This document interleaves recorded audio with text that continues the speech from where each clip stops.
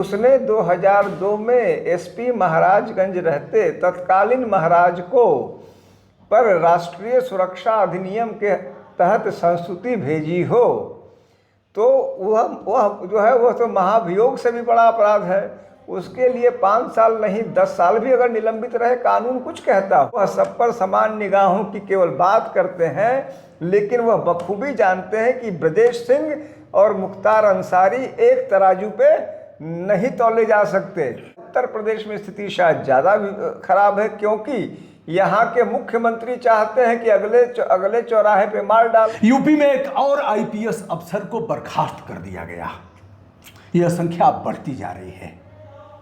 एक उमराव जान का गीत है, एक तुम ही नहीं तन्हा महफिल में मेरे रुसवा, इस शहर में तुझ जैसे दीवाने हजारों हैं इन आंखों की मस्ती के। आज है मैं अमिताभ ठाकुर के साथ, जिन्हें जबरिया सेवानिवृत्त किया गया और इसके बाद उन्होंने पहले भी मोर्चा खोला था, आज भी मोर्चा खोले हैं। लोक कल्याण के प्रति सचेष्ट हैं, कोर्ट से लेकर के सड़क तक जमीनी संघर्ष कर रहे हैं। और अब एक और आईपीएस अफसर 1992 के आईपीएस अफसर रहे हैं जसबीर सिंह, उन्हें अब बाहर कर दिया गया। अमिताभ जी यह दूसरे अफसर हैं, मतलब आपकी श्रेणी में या फिर और लोग शामिल हैं? देखिए, जसवीर सिंह और मैं एक ही बैच के हैं, 1992 बैच के। कुछ ऐसा सौभाग्य मैं कहूँ या संयोग कहूँ कि हमारे उनके डेट ऑफ बर्थ भी सन 68 के, और मेरे ख्याल से जून जुलाई के आसपास ही उनका भी डेट ऑफ बर्थ है। हम लोगों के डेट ऑफ बर्थ भी आसपास है, उम्र भी लगभग समान हम लोगों की जी। और जसवीर सिंह को निश्चित रूप से पुलिस में उन बेहद कम अफसरों में माना जाना पहचाना जाता रहा, जिनकी जो अब रीढ़ की हड्डी बोलते हैं हम लोग। रीढ़ की हड्डी का मतलब जो फिजिकल हड्डी है उससे तो कोई नहीं। रीढ़ की हड्डी हम सब जानते हैं कि एक मुहावरा है जिसका अर्थ होता है कि कोई व्यक्ति सीधे तन के मौके पर खड़ा हो सके। तो इसके लिए जसवीर सिंह एक अद्वितीय व्यक्ति उत्तर प्रदेश पुलिस में प्रारंभ से ही माने जाते रहे, और निश्चित रूप से उन्होंने बहुत कुछ अपने सेवा में इस रीढ़ के लिए, रीढ़ बचाने के लिए क्या क्या खोना पड़ सकता है, इसका एक दृष्टांत जसवीर सिंह थे और हैं, और निश्चित रूप से सेवा में रहेंगे।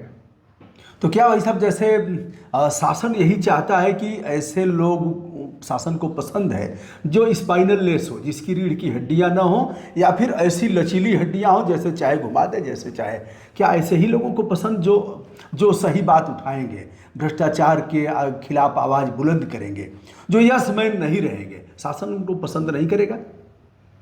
देखिए, हम सभी जानते हैं ऐसा नहीं है। मुझे कभी कभी यह शक होने लगता है कि जिसने वह गाना लिखा कि जो तुमको हो पसंद वही बात करेंगे, तुम दिन को अगर रात कहो रात कहेंगे, जो सफ़र का गाना लिखा, मुझे ऐसा लगता है कहीं वो भी कहीं सेवा से बर्खास्त किया हुआ अफसर नहीं हो, क्योंकि उसने जो लिखा उसने वही लिखा है जो कि सेवा में अब तो बिल्कुल चाहा जाता है, संभवतः उस समय भी चाहा जाता था। और जो मेरी जानकारी है, स्थितियां बद से बदतर दिनानुदिन होती जा रही हैं। जो पहले ढके छिपे चाहत थी, अब वह बिल्कुल नेकेड, नग्न स्थिति में आ गई है, और विकराल स्थितियों में है। जो अफसर जिसके थोड़ा सा भी जमीर जग जा रहा है, वह तो बहुत ही बड़ा, मैं समझूं कि वह एक शत्रु हो जा रहा है व्यवस्था का, तंत्र में बैठे लोगों का, ऊपर बैठे लोगों का बहुत ही बड़ा शत्रु, और जो सब कुछ करने को तैयार है। अगर जैसे कहा जाए कि अमिताभ ठाकुर को 2 बजे एफआईआर दर्ज होगा, 1:45 बजे तुम उठा लो, यह जो करने को तैयार हो, वो पुलिस कमिश्नर लखनऊ रहेगा, वह डीजीपी रहेगा। अभी आपने कुछ दिन पहले देखा, और मैं समझता हूँ यही नहीं हर जगह है, लेकिन संभवतः यहाँ ज़्यादा हो या कम हो, मैं नहीं उस पर। अभी मेरे ही बैच के एक अफसर थे तेलंगाना में, उनको सस्पेंड किया, और अंजनेलू नाम है उनका जी।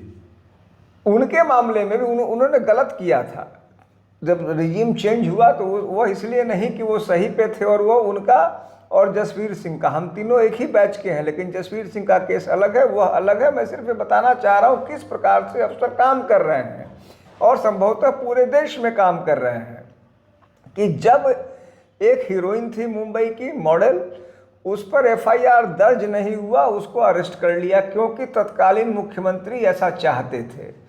तो वही चीज़ हर जगह चल रहा है। उत्तर प्रदेश में स्थिति शायद ज़्यादा खराब है, क्योंकि यहाँ के मुख्यमंत्री चाहते हैं कि अगले चौराहे पे मार डालो।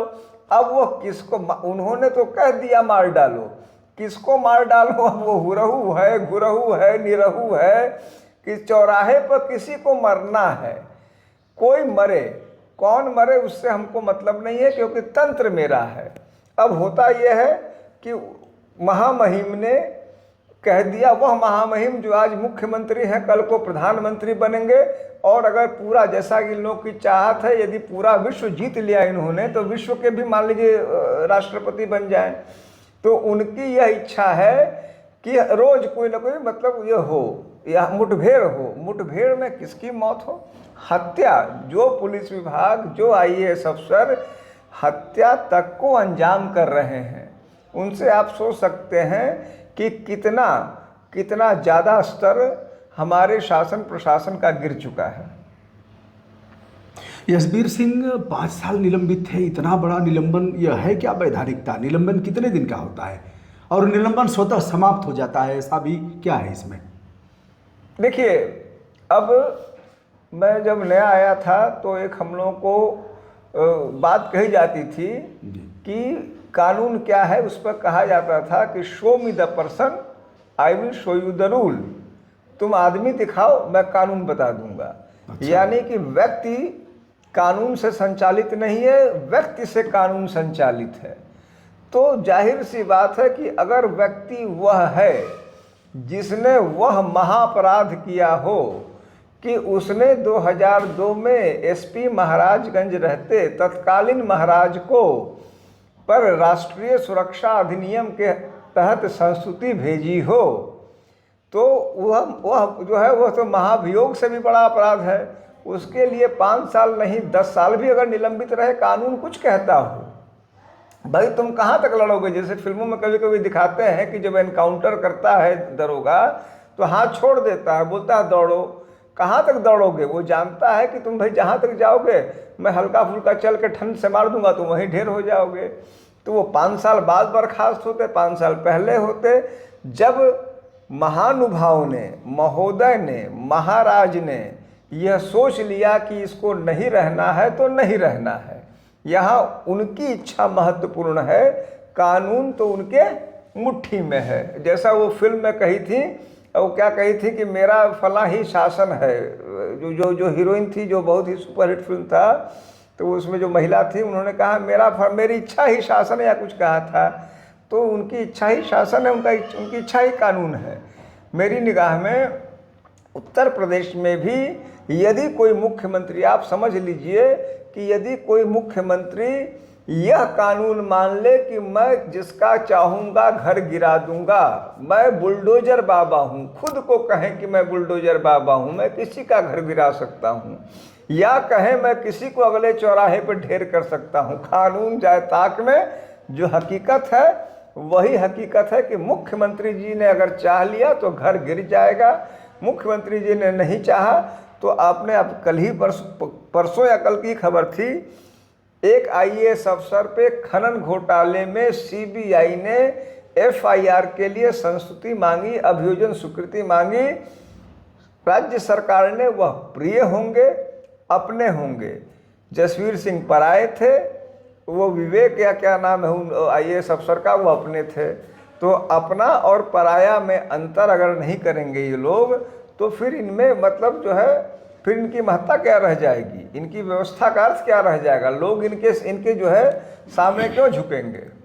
ऐसा महाराजगंज जनपद की चर्चा की आपने, और महामहिम तो केवल राज्यपाल और राष्ट्रपति के लिए लगता है, यानी गुरुदेव पर, हुजूर पर रासुका लगाया। ये क्या मामला है? यशबीर सिंह ही थे क्या उस समय कप्तान, और क्या मामला था यह?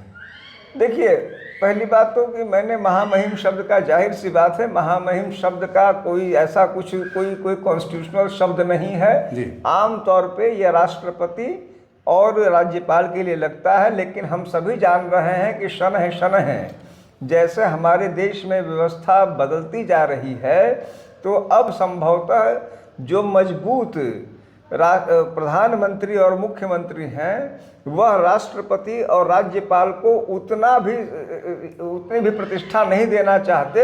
हो सकता है कि देर सवेर यह शब्द वो अपने लिए ही आधिकारिक रूप से घोषित कर लें। अभी घोषित नहीं हुआ है, अभी महामहिम मतलब राष्ट्रपति और राज्यपाल ही माना जा रहा है। लेकिन परिवर्तन, एक भगवान बुद्ध ने कहा था, तो परिवर्तन बहुत गतिशील स्थितियां हैं, हो सकता है।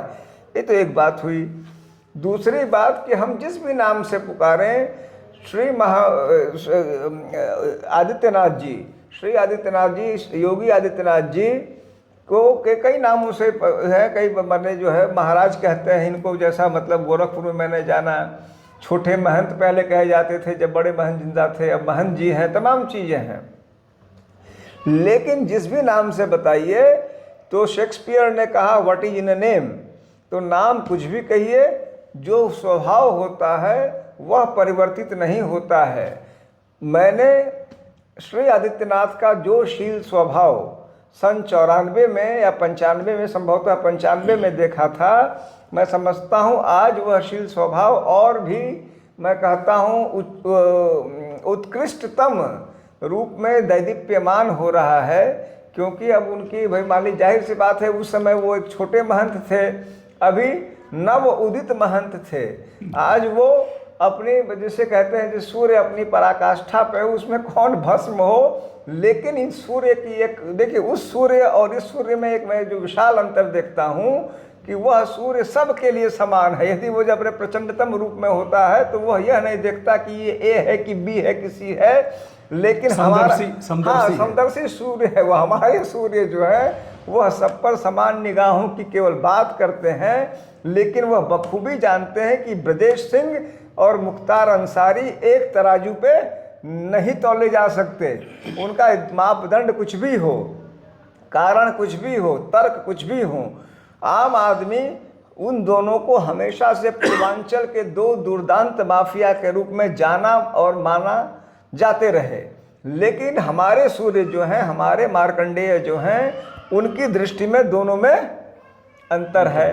तो उसी प्रकार से जसवीर सिंह और विवेक में अंतर है। जसवीर सिंह ने महापाप किया था, उसे दंडित होना ही था। विवेक ने कुछ नहीं, भाई विवेक ने मान लीजिए 10-20 करोड़ या जो भी कमाऊ लिया होगा, तो कोई गुनाह नहीं ना किया उन्होंने। भाई उन्होंने यह हिमाकत तो नहीं की कि मान लीजिए कि महाराज पर ही रासुका लगाने के सोचने लगे। तो जो महापाप करेगा वह महादंड से दंडित होगा, यह हमारी व्यवस्था है। और जसवीर सिंह पर भी उसी न्याय प्रणाली से कार्रवाई हुई है। मैं समझता हूँ शासन के किसी भी व्यक्ति से पूछिएगा तो उसको बिल्कुल जस्टिफाइड बताएगा और वाजिब बताएगा। 5 वर्षों तक निलंबन की अवधि रही जसबीर सिंह की, और अब चूंकि भारत सरकार के नौकर हैं या IPS हैं, भारतीय पुलिस सेवा लगा हुआ है, तो यह रिपोर्ट गई होगी प्रदेश से और फिर केंद्र ने ऐसा किया होगा। भाई साहब, एक दिव्यांग लोगों की सभा हो रही थी। अध्यक्ष महोदय, वो अभी दिव्यांग थे, उन्होंने संबोधित करते हुए कहा कि आज आपकी यह भीड़ देख करके मैं इतना खुश हूँ, गदगद हूँ, चाहूँगा परमात्मा से कि यह भीड़ हमारी दिन दुना रात चौगुना बढ़ती रहे, यानी दिव्यांगों की सेना लगातार बढ़ती रहे। तो यह सेना बढ़ रही है। और क्या लग रहा है कि जसबीर सिंह भी मोर्चा खोलेंगे या फिर बैठ जाएंगे? कोई बातचीत आपकी हुई है उनसे? देखिए, उस पर मैं, एक तो जो आपने कहा, तो मुझे उससे अचानक से, जब मैं नया नया मेरी IPS में मेरी बहाली जब हुई थी, यानी जब मेरा आया था, मैं IAS अफसर बनना चाहता था। ज़्यादातर लोग IPS में, बाद में जो भी कहें, लगभग सबों का पहला चॉइस लगभग IAS होता है। नहीं मिलता है तो अंगूर खट्टे कहते हुए आदमी कहता है कि मैं यहीं आया। तो मैं कभी एक बोल नहीं पाया, मैं सत्य नहीं बोल पाता, मैं वही उसी सेवा में जाना था। लेकिन मेरा एक दोस्त था स्कूल में, मुझसे जूनियर था, बाद में बल्कि IAS अफसर बना असम कैडर में।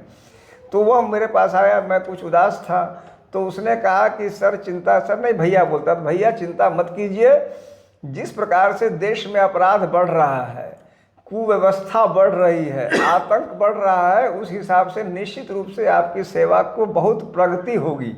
यानी कि दूसरे का विध्वंस जो है, देश में विध्वंस होगा तो मैं एक आईपीएस अफसर के रूप में मेरी महत्ता बढ़ेगी। मुझे वो चीज़ आज भी नहीं भूलती कि कैसे आदमी कई बार देखता है, जैसे डॉक्टर कहते हैं कि महामारी आएगी तो मेरा बहुत ही अच्छा युग आएगा।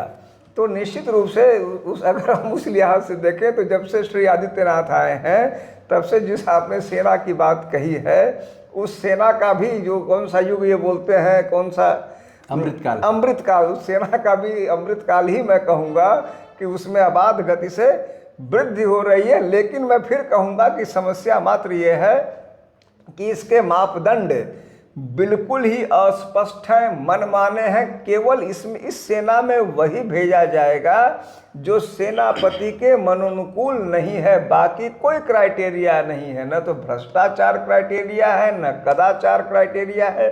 यूपी में एक आईपीएस अफसर हैं, वो आपको गुवाहाटी में हवाई अड्डे पर एक महिला वहाँ रिसेप्शनिस्ट थी, उनसे बदसलूकी करने का उन पर अत्यंत गंभीर आरोप लगा जब वो सीआरपीएफ में एडीजी थे। और मतलब जो उसका मैंने चिट्ठी पढ़ा उस महिला से संबंधित महिला का, उसमें लिखा था कि हम लोगों ने प्रोटोकॉल में कि ये एडीजी हैं सीआरपीएफ में, इनको सम्मान दिया। और ये जिस प्रकार की बातें उसमें लिखी हैं कि उन्होंने कहा कि आओ गले मिलो, और क्यों गले मिलने में क्या दिक्कत है, और ये और वो, और हम लोग के यहाँ तो जो है दुनिया भर की बातें उन्होंने जो अभद्र है वह सब डॉक्यूमेंटेड है। मेरा यह मानना है कि निश्चित रूप से वह जो अफसर हैं, वह जिसको मैं कहूँ कि अपनों में थे, एक अपने हैं एक पराए हैं। तो चूंकि वो अपनों में थे, अतः उतने गंभीर आरोप के बाद भी उन पर कुछ नहीं हुआ। मात्र यह हुआ कि उनको सीआरपीएफ से यूपी वापस भेज दिया गया, जिसका एक तरह से अर्थ यह हुआ कि अब तुम सीआरपीएफ में यह जो है, यह जो शब्द हम लोग आमतौर पर कहते हैं कि यह निकृष्टता सीआरपीएफ में नहीं करोगे, जो करना है अब तुम केवल उत्तर प्रदेश में तुमको अधिकार है पुनः इसी प्रकार से हवाई अड्डे पे, रेलवे स्टेशन पे, बस अड्डे पे, अस्पताल में इस प्रकार की अभद्रता करने की, महिला वेटर से, महिला रिसेप्शनिस्ट से वहाँ बाहर मत करना। यह इस सरकार की, केंद्र सरकार का अभी मामला यह है क्योंकि केंद्र में थे, और राज्य सरकार का। इतनी ज़्यादा दोहरी आंखों से जो सरकार देख रही है, वह अपनी तुलना अमृत से और सूर्य से करती है। मैं नहीं समझ पा रहा कि आदमी कितना मदान्ध हो सकता है और कितना ज़्यादा असत्य के प्रति उसकी आस्था हो सकती है।